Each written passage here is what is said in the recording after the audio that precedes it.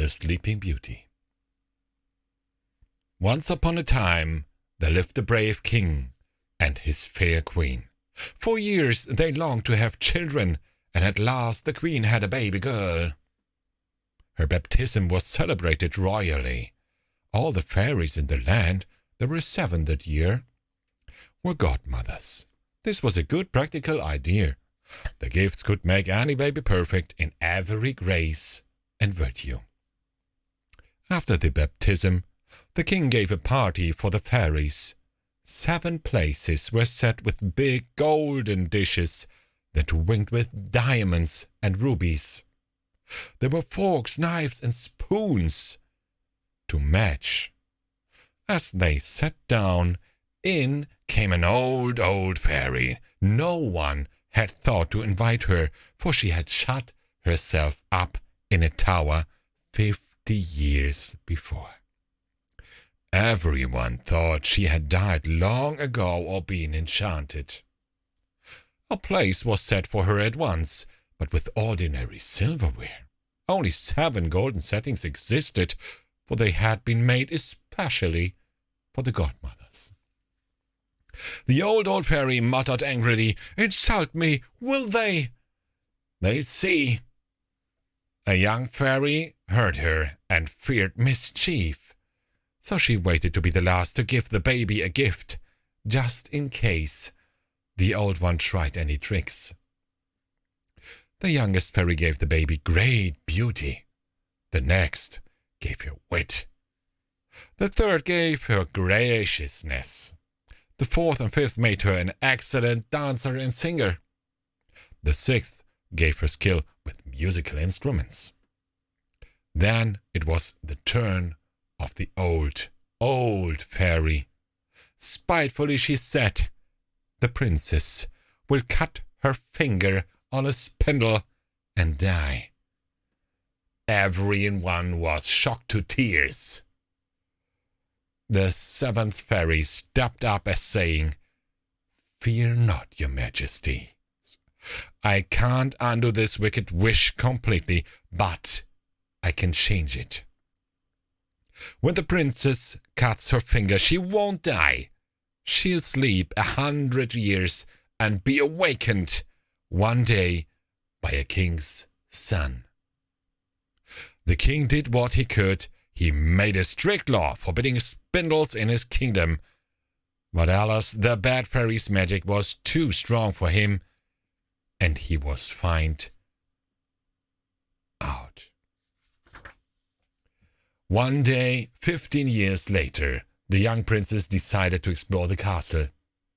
High in a tiny room where nobody ever went, she saw an old woman smiling and spinning a distaff in her hand. "Please, what's that?" asked the princess. "A spindle, my dear," said the old woman, who hadn't heard of the fairy's curse. "May I see?" the princess asked. As she reached out, she cut her finger on the spindle. She fell unconsciousness to the floor. "Help!" called the old woman. All the king's servants came running. They tried frantically to revive the princess. They put cold linen to her head, ammonia to her nose, rose water on her wrists and brow. Nothing helped. When the king saw her, he knew the curse had come true. He gave orders to the maids in waiting. Soon, the Sleeping Beauty lay in her best dress in a room all tapestryed with gold and silver. The magic sleep increased her beauty. Her cheeks and lips were rosy. The soft sound of her breathing showed she wasn't dead, but sleeping. The fairy who had saved her life was 1,000 miles away on the fatal day. But a dwarf, who owned a pair of 7-league boots, sped off to tell her the bad news. Within an hour, she arrived at the castle. The king explained to the good fairy the arrangements he'd made for the sleeping girl. He asked politely for the fairy's opinion. "The princess be sad if she wakes in the empty castle," said the fairy. "I'll provide her with company and servants." The king and queen watched as she put the household to sleep. Soon everyone slept. Maids in waiting, chambermaids, serving maids, upstairs maids, downstairs maids, maids of all work, cooks, potboys, houseboys, stable boys, valets, and butlers, guards and gardeners, and all the animals in the royal stables, even the prince's little dog, Puffle, was put to sleep in his mistress' side. Then the king and queen kissed the princess and went off to live in another place. The fairy made a thicket of trees and thorny vines grow overnight around the castle. It was so dense that neither man nor beast could cross it. It was so high that nothing showed above it but the tops of the castle towers. Sleeping Beauty was in no danger from idle curiosity. 100 years passed. The king of that time had a son who went hunting one day near the thicket. He saw the castle towers and asked what they were. He got 50 different answers. One man said witches worked there. Another said it was alive with ghosts. Many thought it the home of a hungry ogre. Then an old man said, "When I was a boy, my grandfather said that the princess slept in that castle. A fairy put her to sleep for 100 years. Only a prince can awaken her." The prince felt sure the old man was right. What an adventure! He thought, "I'm going to see for myself." Thoughts of love and glory made him brave. He went toward the dense thicket. As he came near, the thorny tangles grew magically apart. He went ahead alone, surprised to see the thicket close tight again behind him. Only he could pass through it. Within the courtyard, all was silence. Men and animals lay everywhere asleep. The prince went into the castle, passing through room after room of sleeping people. At last he came to a golden room, and there, on a high bed, was the fairest sight he'd ever seen. The sleeping princess was so lovely that even the sunlight seemed brighter where she lay. Trembling, the prince knelt beside her, and since the 100 years were up, the princess awoke. She looked at the prince as if she'd known him always. "Is it you, my prince?" she whispered. "I've waited so long." The prince's heart leaped for joy. He told her at once that he loved her absolutely. Meanwhile, the other sleepers had awakened too. Since they were not falling in love, they were all very hungry. The maid of honor announced firmly, "Dinner is served." The prince helped the princess to rise. He didn't say that her dress, though lovely, was very old-fashioned in style or out. To him, she was perfectly beautiful. They dined well, while acquainted play music popular 100 years before. The prince wasted no time.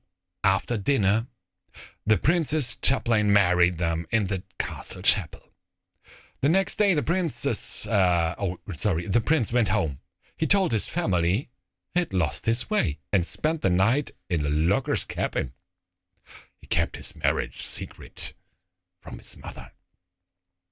She was an ogress by birth, had a bad temper, and hated surprises.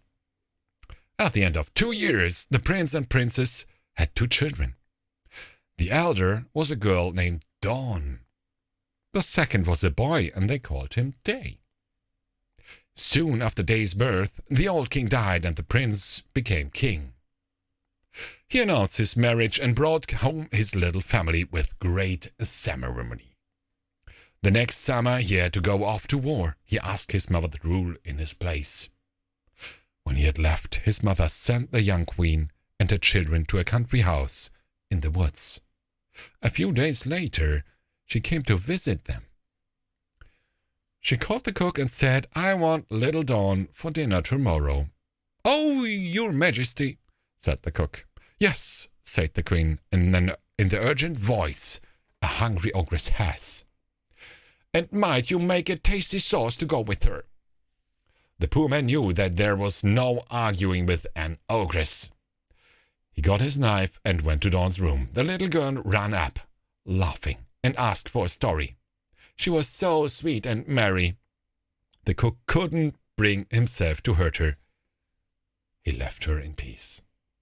In the barn, he chose a young lamb and prepared it for the next day's dinner. Meanwhile, his wife hid Dawn in a hayloft. The ogress queen ate up all the lamb greedily, saying, "She's even tastier than I'd expected." The next Sunday, she said to the cook, "I want little Dave for lunch." He didn't protest, but hid day with Dawn in the hayloft. Then he prepared a tender young goat for lunch. The ogress sent him her compliments on his cookery. So far, he had managed well. But then the ogress said, "Now I shall eat the queen. Make the same sauce you served with the children." This was going to be difficult, the cook thought. The queen was over 20 without counting 100 years asleep. The farm animals were too young and tender to resemble her. Fear for his own life made the cook decide to kill the queen. He went armed to her room. He was no sneak. Respectfully, he told her the instructions her mother-in-law had given. "Do as you must," said the queen, tipping back her head. "I'll die gladly and be with my eaten children again." She didn't know her children were safe. Her bravery disarmed the cook. "No, my lady," he said, "I can't do it. You needn't die to see your children. I've hidden them safely, and I'll hide you too. The old queen will eat a deer in your stead." He hid her in the hayloft and cooked a young deer. The ogress ate every bit, very pleased. She planned to tell her son when he should return that wolves had devoured his family. But one day the ogress went strolling and happened to pass the hayloft. She heard children laughing and a mother's voice hushing them. She recognized the voices. It was the young queen with her children. The ogress was furious to see she'd been tricked. She yelled, "Get the biggest basin in the kingdom, set it on the courtyard. Before tomorrow morning, fill it with snakes, vipers, toads, and a few spiders.